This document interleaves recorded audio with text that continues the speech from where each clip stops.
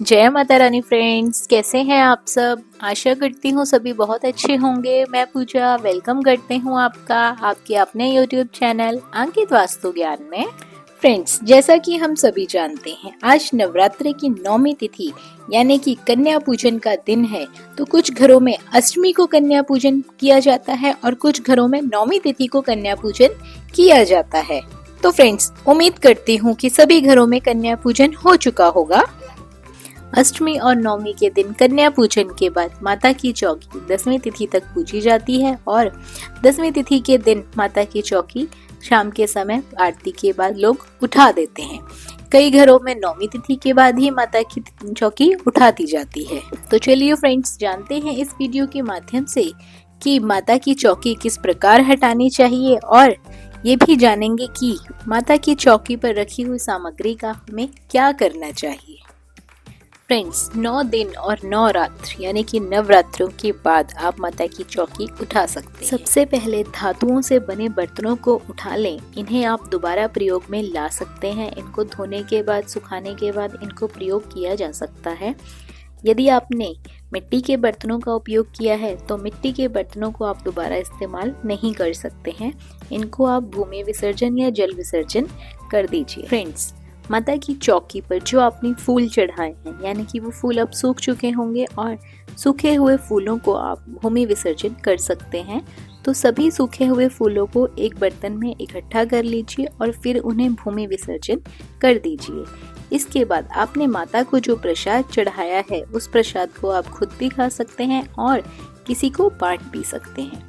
माता को 9 दिनों में चढ़ाए गए पैसों का आप क्या करें, तो फ्रेंड्स, आप इसे किसी मंदिर के दान पात्र में डाल सकते हैं, किसी जरूरतमंद को दान दे सकते हैं, किसी बच्चों को दे सकते हैं या फिर अपने घर के मंदिर के लिए कुछ सामान भी लेकर आ सकते हैं।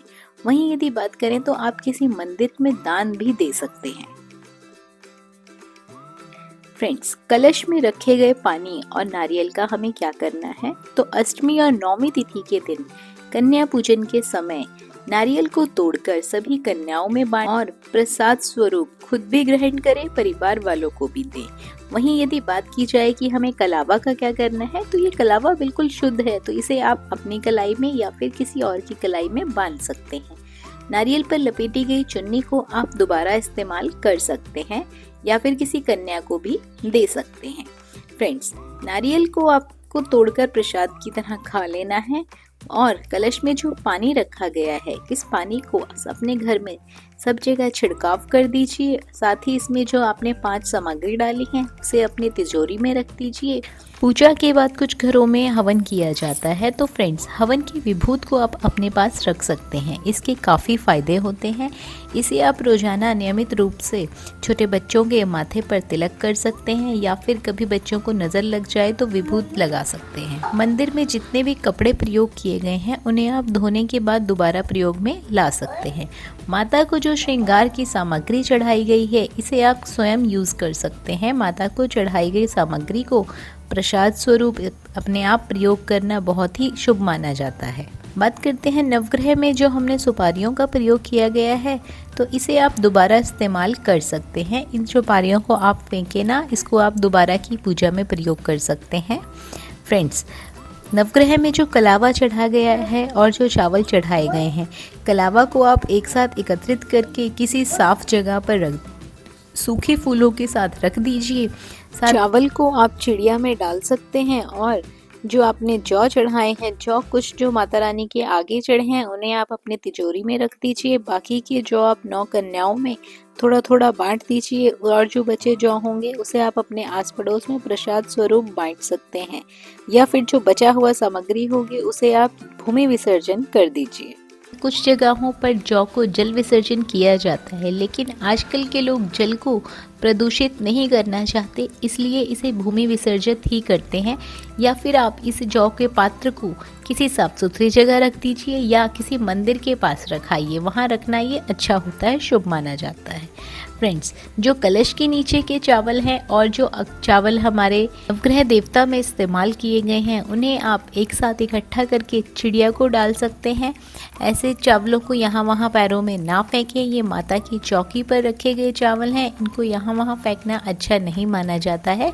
तो आप इसको चिड़िया को दाना खाने के लिए दे सकते हैं। फ्रेंड्स, अखंड ज्योत को आपको 9 दिन 9 रात जलने देना है। नवरात्रि के बाद ही आप अखंड ज्योत हटाएं वहाँ से, और जो तेल है उसको या घी है उसे पूरा जलने दें। बीच में ज्योत को ना बुझाएं।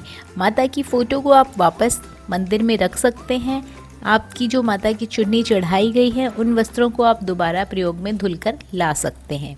तो फ्रेंड्स, जो माता की चौकी पर कपड़ा है, ये कपड़ा भी आप दोबारा इस्तेमाल कर सकते हैं। माता की जो आपने साइड पे चांदनी लगाई हुई है, उस चुन्नी को भी आप दोबारा धुलकर प्रयोग में ला सकते हैं।